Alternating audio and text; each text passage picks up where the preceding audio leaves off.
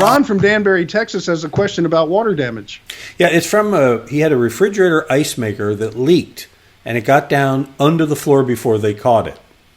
So now he's worried about his engineered floor and other things, Tom. Ron writes, the insurance company sent out a mitigation company, and they're using a dehumidifier until they can get the okay to pull up the floorboards.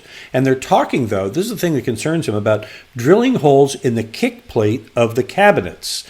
And he's wondering, shouldn't those cabinets be removed from the area to dry it properly? And by the way, can he reuse those wood planks they're pulling up after they dry out?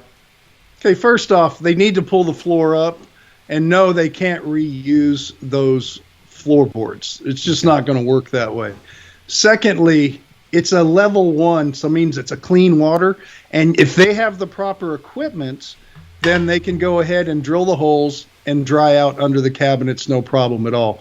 So that's number 2. And number 3 is you're going to need a new floor. They need to pay for all the damage, but new cabinets I don't think is going to be part of it because it is a level 1 cleanup.